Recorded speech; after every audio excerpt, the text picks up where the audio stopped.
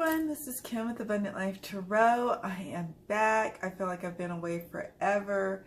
I feel like I've been away for a little bit, but I haven't, but I have. I went to the Northwest Tarot Symposium. Oh my God, I had such a great time, and I will be posting a few vlogs about my experience coming shortly, so keep a lookout for that. So I won't go too much into my experience there because there will be follow-up videos. Also, I want to do maybe a video on like the highlights of like the nuts and bolts of what I actually learned like in the workshops. The vlogs really talked about my experience. It's me going over my experience going for the first time. But I want to also record a video that details what I learned in the awesome workshops that I took. So more to come on that, and that's more for a March favorites video because the Northwest Tarot Symposium took place at the very beginning of March. I'm just really late recording my video for February faves. I am normally very much on time with the February faves. I always like to have my February faves posted on the first of the month, you know, the new month. And that just didn't happen. In fact, quite a few of the videos that I had planned did not get a chance to happen. And I am so sorry about that. It really like bums me out. I underestimated how tired I was going to be following the trip. And as other people were getting sick around me, I somehow was able to manage not getting sick, thankfully. Whether it was at the Tarot Symposium, whether it was at my Muggle job in the, you know, during the week leading into the Tarot Symposium, and then the week, this past week following the Tarot Symposium. And I could feel like my body being kind of tired and run down, and I think that was it kind of dipping like into kind of illness territory, and then it didn't full on dip, thank goodness. So that was going on this past week. The Mercury retrograde was happening full on for me in my experience. I mean, after the Northwest Tarot Symposium, guys, I had this dog. I had a moment where I full on like bawled and cried the next morning after I came back from it. When I was at home and everybody was at work or school, I took a day off afterwards to just kind of like decompress and just take a moment to like, wow, you know, I experienced a lot while I was there. So I was just full on crying, but not tears of sadness. It was like this big old mix of emotion, like tears of gratitude. I don't know. It's funny. I'd mentioned it to my husband. He's like, you don't normally just, I mean, you get emotional, but you don't like cry like that. It's like my Queen of Swords in me. Like I've been through so much that it takes a lot to get me to cry. I mean, although I've had a lot, but it takes a lot. So it's crazy. I feel good now. I feel great now that we're getting on the other side of that. We're still in the throes, but we're moving along, aren't we? So anyways, I could go on, but all that to say is that, yeah, February faves was late. I did not get a chance to record the monthlies for all of the general life and the love. And I'm retooling that. So we'll have more to come on that. All right, let's get to my actual faves. This is kind of like a February favorites / updates with me, so I apologize in advance for the rambling. And thankfully I have a list to keep me on track. So, okay, let's see what we got.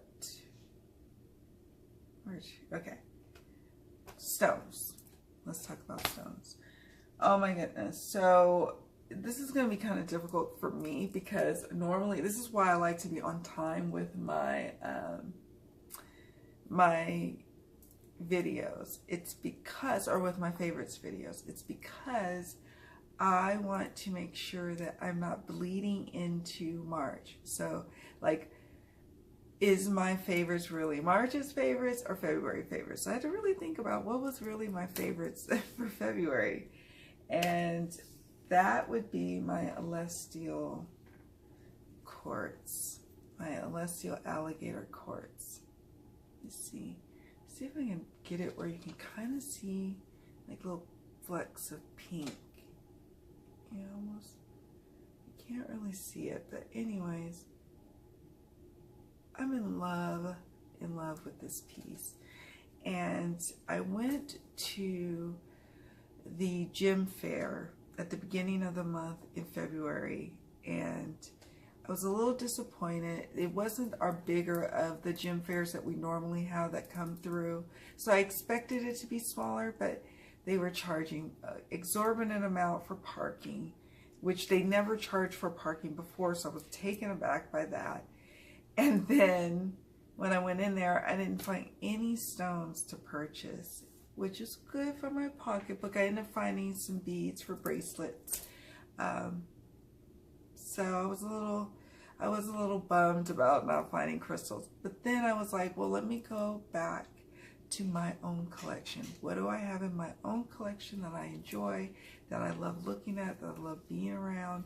And it's my Elestial. And so it just also kept coming up. Like, I was talking to someone, I don't even know where. It was like a grocery store, and someone mentioned Elestial. It was like it kept coming up. It was like it was a constant theme in my crystal world.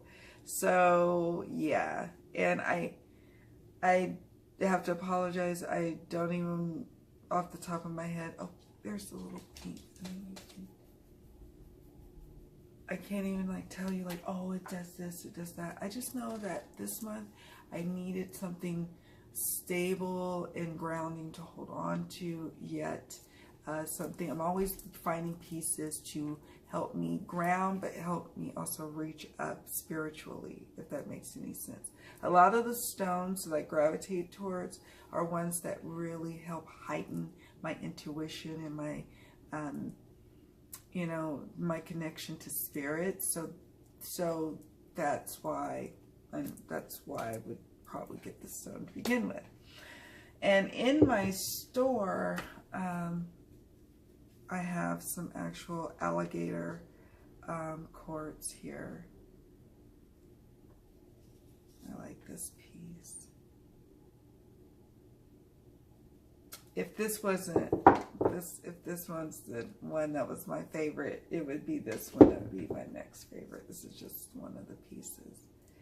I'm not going to show all the rest. I just wanted to kind of show you the variances of the kind of different pieces that you can find with alligator quartz. All right, enough about crystals. That's it for now, I think. Oh, and a quick shout out for my Lemurian, which is always my little anchor piece that travels with me everywhere. And I bought a piece of Lemurian quartz for a friend while I was at the Northwoods Tarot Symposium, and so I was happy about that. I saw it and I was, and I hope, my friend, I hope you're watching this. I didn't get permission to share your name, so I'm not going to share your name, but definitely look up information about Lemurian. It's quite interesting, quite interesting. And I might even have a video on Lemurian somewhere in my channel. So look it up in my channel as well.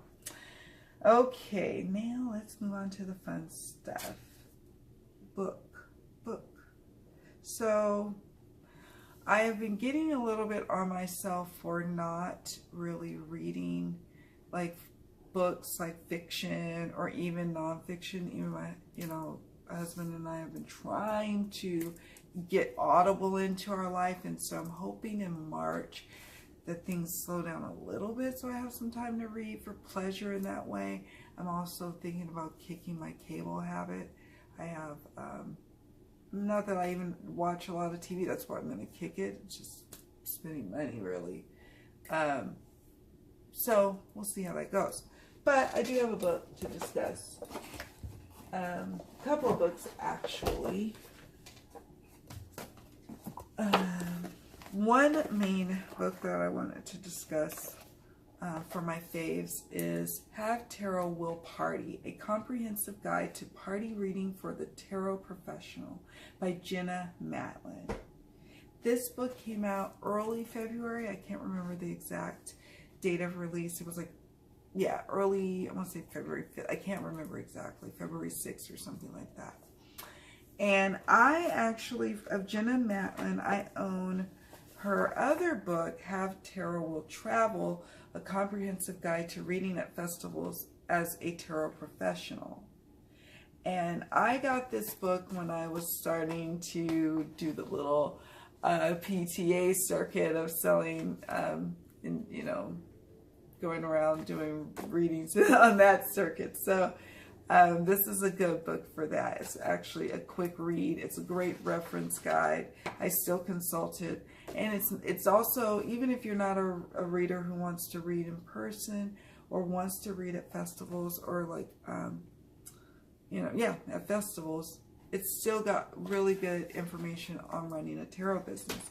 So I went on Amazon in preparation for the Northwest Tarot Symposium in February, early February, for looking for books for presenters that were going to be there so I could kind of brush up on what they were going to possibly be talking about, or just kind of get a flavor for who they were.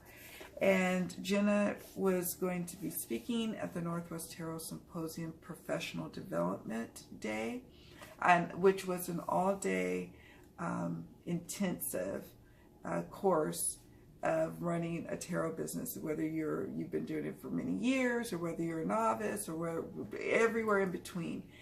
Awesome, awesome, awesome. I'm so grateful that I took the extra day for the course. This is something new that they added this year, and I probably will do it next year. I was very impressed. But I'm talking about March's stuff, right? I should have just did a combo, and maybe that's what I should have done, but then March isn't over yet by a long stretch, so can't do that. But I'm saying that because I got this book, and I got it soon after it was released. It was just by luck that I happened to look for it, and it just was released, so I got it, and I adore it. It's Have Tarot Will Party, and I actually really want to explore doing more local events in my community, more parties. I actually want to do that. My business license allows for it, so I want to explore doing it, and we'll see how that goes. But the book has a lot of good information, again, about reading for the public, doing this, you know, type of business for your tarot, and also the nuts and bolts. Even her talking about professional liability insurance is golden, because I have been, as an insurance person, trying to really find companies to just get a good idea where to go. And thanks to this book, I found an insurance company that I'm going through, that I applied for, and I'm so excited about. It's just those little baby steps, you know, that makes you feel like, oh, yeah, thank you. And I learned so much from her. She's such a delight to learn from. I'm definitely going to see how I can, you know, get some more coaching from her. But yeah, great book. Can't gush more about it. I mean, everything you can think of to prepare for, you know, public event kind of readings. So, yes. And then the other one I wanted to mention was Tarot Spreads for Empaths. And this is just a little book, little book. But in the theme of our month, which was abundance and well-being, for March, that's the theme for Abundant Life Tarot premium membership over, you know, at the Facebook group, as well as the premium membership.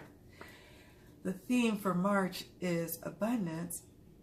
I'm going to be pulling or referencing some spreads and throwing some cards down, so you guys can have some spread ideas on grounding. I'm going to do one for grounding because I need it.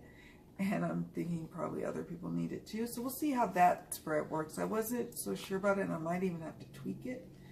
And that's something that I do I end up usually writing my own spreads, but oftentimes I'll take a spread from a book for myself and tweak it. And, you know, I'm sure we all do that.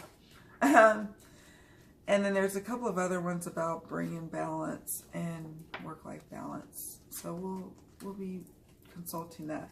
But I was looking at this book in February quite a bit, trying to pick which ones I was going to play with. And so it is Tarot Spreads for Empaths, 20 Spreads for Your Unique Gifts by Jenna Soldner. And even though it's little, it does pack a punch. All right. Now, finally, the decks. I don't have too many decks to talk about, surprisingly enough. I've been so busy and not able to even really enjoy my decks like I normally love to do. So yeah, we'll just talk about the ones that really popped in my mind for February, because I'm trying, and I already started a list for March, so I can keep it separate. And we'll start with Oracle first. So first up, let's talk about the Earthbound Oracle. And the reason I want to talk about this one is I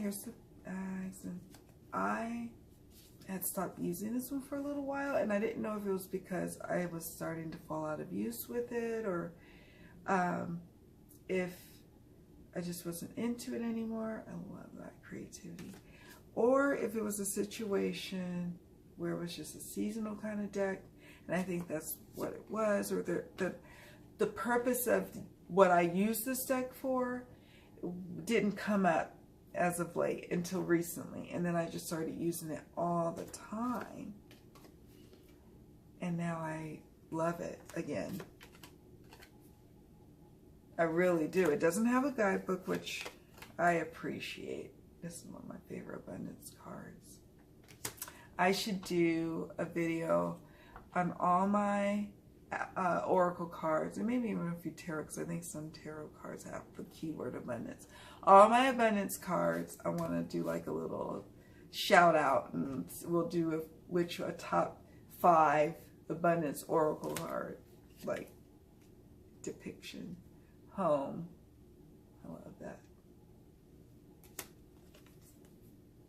So this goes to show you that sometimes you can have decks that are on your shelf for a while, and you don't use it for a good while, and you don't know, you know, I was never even thinking about selling it or getting rid of it. It wasn't even on my radar, but it does start to get to a point like, why am I not using it? Well, because the type of readings that I am most comfortable using it with, like abundance readings or whatnot, they had not come up. Or life purpose readings too, or they're really good for me, at least. Work, abundance, life purpose, I get a lot of good success. One more, labor. So yeah, that's that. So that is the Earthbound Oracle.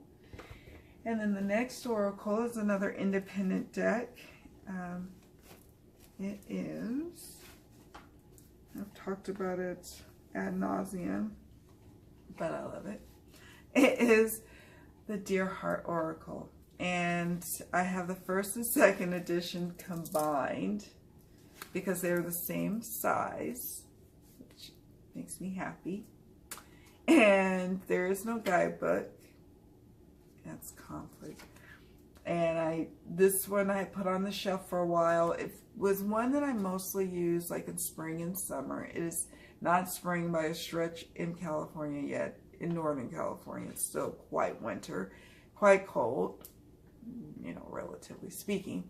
Transformation. This is the second edition deck. This is a bonus card. But I just started getting called to use it again. And I love this deck. I have the most highly intuitive readings with it. It just doesn't make sense to me how I hit it off so well with it. And I combined the two editions because I wanted a bigger, because it's I think only 32 cards per deck. And I think it's now 36 with the second edition. Seek, like that. But the readings, I combine it because then even if there's two cards that jump that are the same, I just read it like an amplified message or something that we really need to work and focus in on, or something that's really needing to be emphasized on. Or like if the double darkness card came, then I would be like, you know, maybe you feel like you're surrounded by darkness, and then there's a darkness also feeling like inside of you, you know. So I go with it, you know. Cleanse, if there was two cleanses, then it would be a cleanse, you know, decluttering around your house, and a cleanse, an internal cleanse maybe that you need to consider doing. So I just hit it off really well with the second. I'm very happy with it. Very, very happy. So I'm going to keep gushing about that one because I could go all day on that deck. The next Oracle deck that I'm going to mention is the Moonology Oracle deck. Surprisingly enough, this one came up again for me as one that I like. I didn't expect to like it. Didn't do an unboxing of it. Just kind of was like, don't know what I'm going to do with this one. Don't know what kind of expectations to have with it, but I like it. This one says, expect powerful change, new moon eclipse. And sometimes I'm just like, I just want to see what's going on with the moon energies. And we've been having some phenomenal moon stuff happening, haven't we, in the last couple of months? So this has been a fun tool to incorporate with working with the fun moon stuff that's been going on. I'm not going to keep going on and on about the deck. I think I may have even had this in a past favorites video. Maybe. I'm not sure. And maybe one of these days, I keep saying this, and maybe I have already did this. I don't even know. I've recorded so many videos I can't keep track. Maybe I already did a deck in focus, but I will be doing a deck in focus if I haven't, because I did find a cool way that I incorporate utilizing this deck into my my practice, my personal practice, not so much my practice for my clients, but my practice for myself. And then the last oracle we're going to talk about, and I mentioned before, is the Angels and Ancestors Oracle. These two are Hay House. The other two are independent decks. And this is a 55 card deck in guidebook. And Kyle Gray, artwork Lily Moses. Yasmin Bowen is the creator of this 44 card deck with guidebook. Artwork by Nick Rowan. And you can always count on the standard fare with Hay House decks with the guidebook. And everybody, it's the great debate of all time, right? Isn't it? Where the whole, should it be glossy? Should it be matte? For me, I love the feel of a matte deck, right? Love, love, love. And so, but I hate the way it shuffles. I hate the way it riffle shuffles. It overhand shuffles, not my favorite either, but it feels and looks so good and photographs so well. I sacrificed the poor shuffability for all of that other stuff. And here's the rich backs. And I've been really loving this deck for myself, for readings for myself and readings for others. My weekly readings, which I gotta actually do tonight. Warrior. To me, Kyle Gray knocked it out of the park with this deck. My son has, I think I mentioned this before, his other decks that I've gifted to my son. And I don't use those decks, but I use this particular one. I hear footprints.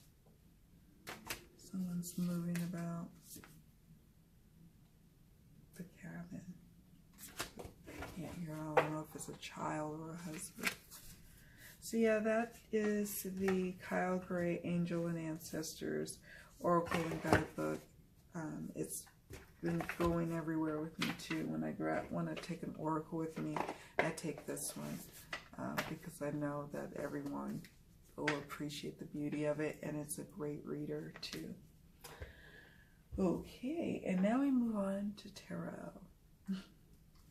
So the first tarot deck we're going to talk about is Liz Houston's Dreamkeeper's Tarot. I have done an unboxing of this deck, and I have used this deck on readings for others as well as readings for myself, primarily so for readings for myself.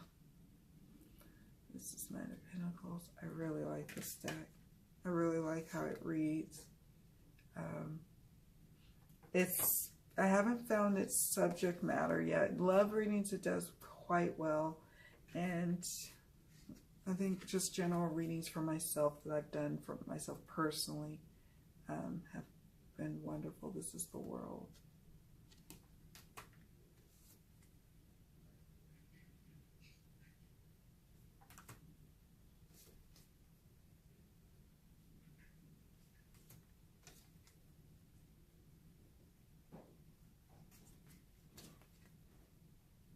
I hear someone moving around.